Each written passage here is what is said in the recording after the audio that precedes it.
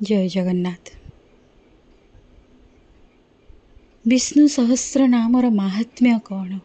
विष्णु सहस्र नाम पाठ कले कौन हुए? पितामह भीष्म प्रथम ही विष्णु सहस्र नाम पाठ करते जितेबले सरशଯ୍ୟାରେ से थिले। युधिष्ठिर को से विष्णु सहस्र नाम कौन पे पाठ करती तार मर्म से बुझे थिले। बहु विज्ञ पंडित साधु सन्थ माने कहते कौन सी रोगी यदि मुर्मूष अवस्था अच्छी ता पाखे जदि विष्णु सहस्र नाम पाठ कराए दिन को 3 थर पाठ कराए रोगी निश्चिंत भल हवा सुनिश्चित।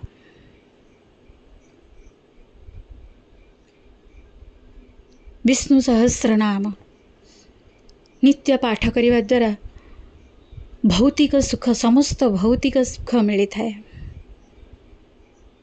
एभली कौन सी लक्ष्य नहीं जहाँ विष्णु सहस्र नाम पाठ करने द्वारा ताहा संपन्न हो पारिबानी। जी जे कौन से लक्ष्य जे कौन से तार मनोवांछा रखिकी जदि निष्ठार सहित विश्वासर सहित श्री विष्णु सहस्र नाम प्रत्येक दिन पाठ करिवो एभली कौन सी शक्ति नहीं जहाँ तार लक्ष्य स्थल पहुँचवा को बाधा सृष्टि करिवो।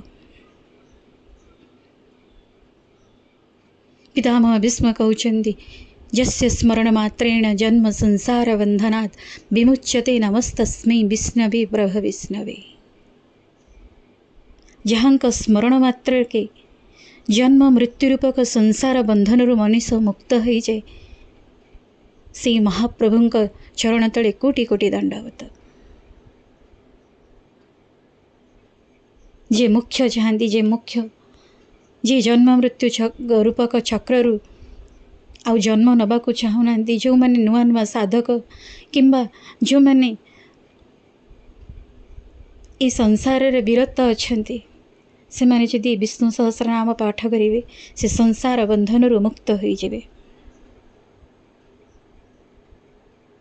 विष्णु सहस्र नाम पाठ करने द्वारा चौर भय मध्य रहे नहीं।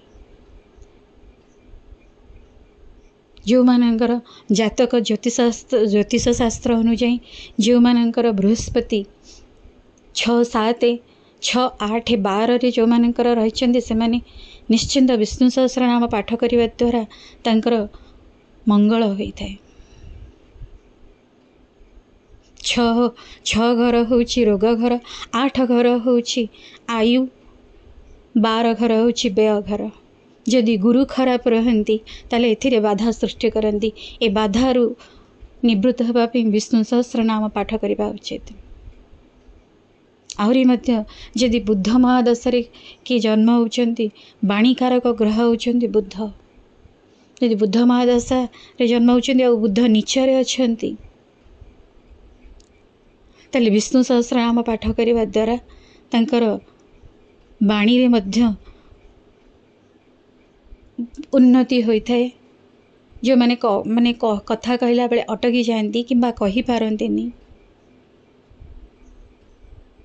बुद्ध बहुत बहुत गुड़े डिपार्टमेंट बुद्धों का हाथ में थाए जो माने banking finance insurance A sector जो माने काम करुचंदी से माने जदि विष्णु सहस्र नाम पाठ करेंगे तांकर डेभलप निश्चिंत हवा। जो मानकर न्यूरो प्रॉब्लम माने जो मानकर शिर जनित रोग रे पीड़ित बुद्ध महादशा बुद्ध तांकर दुर्बल बोली से माने शिर जनित रोग रे पीड़ित से माने जदि बुद्ध को संतुष्ट करने विष्णु सहस्र नाम पाठ करेंगे ना से माने भी मध्य एथरू मुक्ति पाई परिबे। समस्त रोग शोकर निवारण होछि विष्णु सहस्र नाम। जगतरनाथ जगन्नाथ मध्य प्रत्येक दिन विष्णु सहस्र नाम टिके शुणती।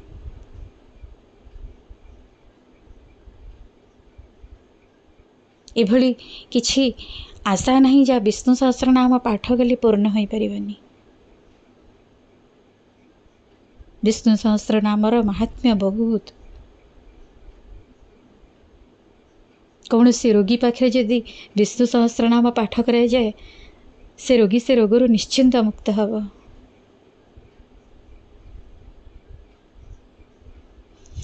कौन से स्वामी स्त्री दाम्पत्य जीवन में जदि भी झड़ आसूँ विष्णु सहस्रनाम पाठ कले ता मध्य दूरीभूत हम।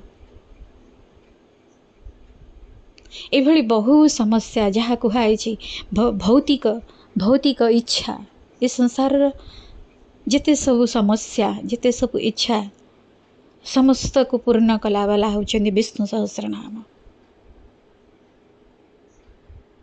एभली महात्मा होची विष्णु सहस्रनामर। जय जगन्नाथ जय जगन्नाथ।